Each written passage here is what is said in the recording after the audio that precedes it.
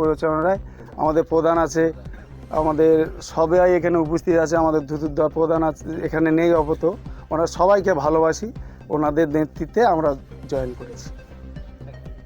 উত্তর 24 পরগনা জেলার বসিরহাট মহকুমার মিনাখাই আইএসএফ শিবিরে বড়সড় ভাঙন ধরল। তৃণমূল কংগ্রেস মিনাখা 1 নম্বর সাংগঠনিক ব্লকের কুমারজোল অঞ্চলের 3 শতাধিক আইএসএফ নেতৃত্ব ও কর্মীরা ব্লক সভাপতির হাত ধরে তৃণমূলে জয়েন করেন।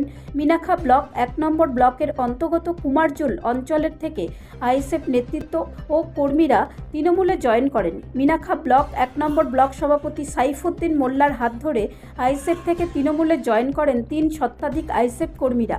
আগামী 26-এর বিধানসভার আগে মিনাখা বিধানসভার মিনাখা ব্লক 1 নম্বর সাংগঠনিক ব্লকের অধীনস্থ কুমারজোল অঞ্চলে প্রায় 3 শতাধিক আইএসএফ নেতৃত্ব ও কর্মীরা তৃণমূল কংগ্রেসে যোগদান করেন। বিধানসভা নির্বাচন দোরগোড়ায় বিরোধী শিবিরের নেতা কর্মীরা তৃণমূলে যোগ দেওয়ার বড়সড় চমক মিনাখাই, অর্থাৎ বিধানসভা নির্বাচনের আগে দল আরও শক্তিশালী হবে বলে মনে করেন তৃণমূল নেতৃত্ব।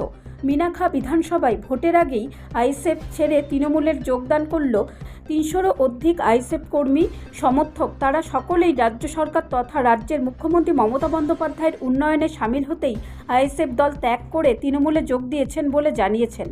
আইএসএফ নেতৃকর্মীরা সদ্য তৃণমূল কংগ্রেসে যোগ দেওয়ার পর সদ্য দলত্যাগীরা জানান আইএসএফের কর্মী নেতৃত্ব আগামী বিধানসভায় একই সঙ্গে লড়বে এমন বার্তা দেন।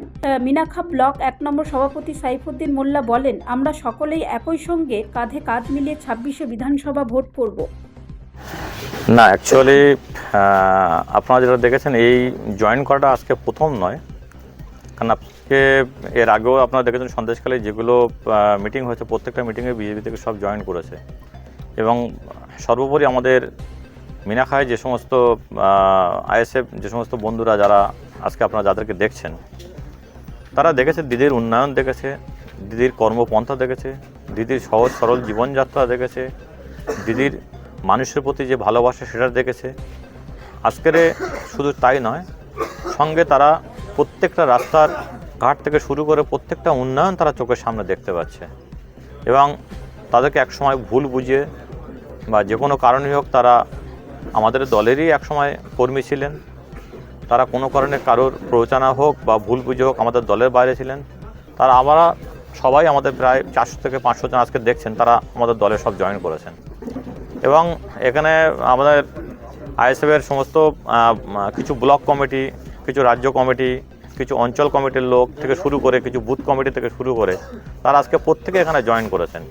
আপনারা দেখছেন, কারণ তারা চেয়েছেন যে দিদির উন্নয়ন থেকে তারা দূরে থাকতে চাইছে না। তারা চাইছে যে 2026-এ যে বিধানসভা ভোট আসছে সেই বিধানসভা ভোট মিনাখা বিধানসভা যেন আইএসএফ শূন্য হয় এবং বিরোধী শূন্য হয়, সেই লক্ষ্যেই তারা আমাদের সঙ্গে এসেছেন এবং আমাদের সঙ্গে থাকবেন এই প্রতিশ্রুতি দিয়েছেন। এবং শেষ অবধি আমরা সব কাঁধে কাঁধ মিলে একসঙ্গে লড়াই করব, এই প্রতিশ্রুতিবদ্ধ হয়ে আমরা একসঙ্গে আজকে এখানে অঙ্গীকারবদ্ধ হয়েছি। ব্যুরো রিপোর্ট, রাষ্ট্রীয় প্রসার বাংলা।